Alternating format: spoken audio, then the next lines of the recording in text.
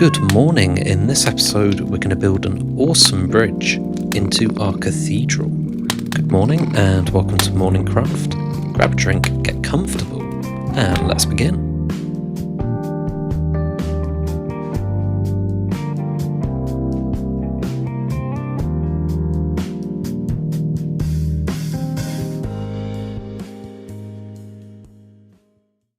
So we're back. In the last episode, we did a little bit of work on the inside of the cathedral, but now I thought it was about high time that we gave a way of getting into the building itself. You can see we've got this sort of andesite flooring here, which goes into the entrance, but there's no way up to it. So I decided to build a giant bridge that leads into it. I had a bunch of polished basalt left over from the flooring, and so I decided to apply it here to make the best bridge I could. And I started off with a very rough structural design that looks kind of like a skeleton. If you've made it this far into the video, I want to know what you think of my new shader preset. I changed it up a little bit. Let me know if you prefer it. I feel like it's got a bit of an 80s film vibe going on. So at this point, I'd pretty much put in all the pillars to cross the gap, but I wasn't too happy with it being this sort of flat, straight bridge, which would need a staircase at the other side. And so I decided that I wanted to curve this bridge downwards as it approached the other side of the water. I started this by just knocking a few levels off of each of the segments of the bridge.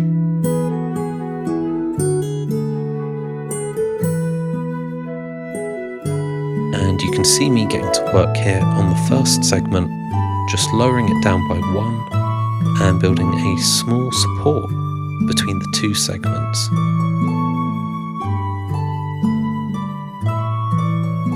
And I just repeated this design all the way over to the other end.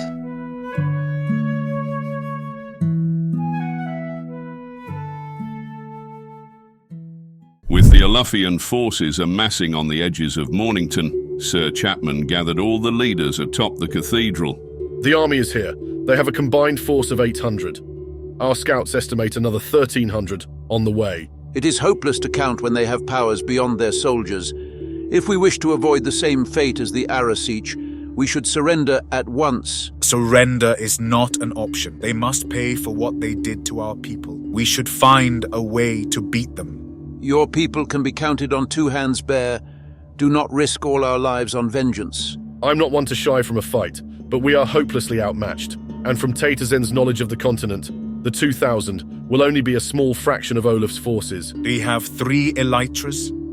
We also have an unoccupied wizard's tower. With a mage, we could do some real damage. Unable to reach a conclusion and suffering a mighty storm, the leaders returned home to await their demise.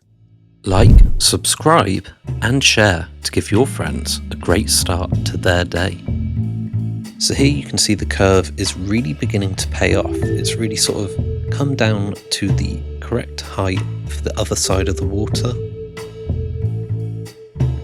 And so after trimming all the excess and picking up a bit of leftover basalt, it was time to actually make this touch land on the other side. I made some slightly shorter segments, only 1 or 2 blocks wide, and then bridged across these. It's more of a staircase in this part. So welcome to the part of the video where we go over a few comments on the last video. I've also recently made a sort of chill mix video, and I've got another one coming tomorrow. These are just more sort of relaxing background listening for you.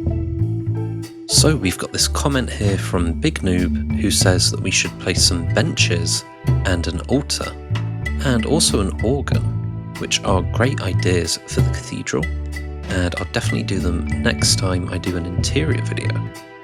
We've then got this comment from Sleepiest Panda who says that they like the spruce trapdoor and also glazed terracotta. They also suggested building a monument to a prominent dawn, and I can think of one that's going to come up soon in the story. And then we got a comment from Raina Zufel, who also likes spruce trapdoors, and has also been making use of Tatterson's legal services. Make sure you stick around to the end of the video to hear our daily quote. And with the andesite flooring in place and lightning falling down everywhere around the bridge, it was time to add the last few details. I added in some deep slate walls, and then some black stone stairs. And with these in place, I put a bunch of chains between the stairs to give the bridge a bit more structure. But this bridge was going to need some lighting, and so I got to work using a few end rods, and I played around with these at first until I reached a configuration that I was pretty happy with.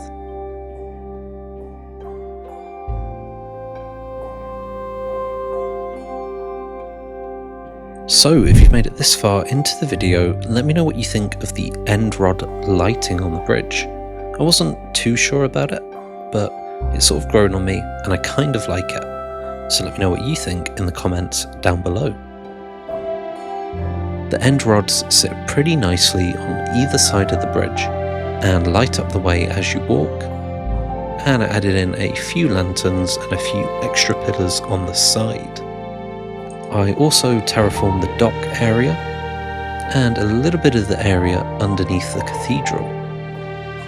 But as you can see, the area around the cathedral is still a mess. And so in the next episode, I build some beautiful, beautiful gardens for this to sit upon. So thank you so much for watching. I hope you've had a good morning, and if it's not morning where you are, you can save that for tomorrow.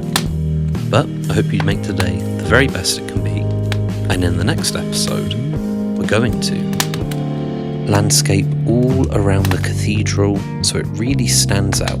Added some nice gardens. So I hope to see you next time on MorningCraft. And just a reminder to stick around to the end of the video for the daily quote.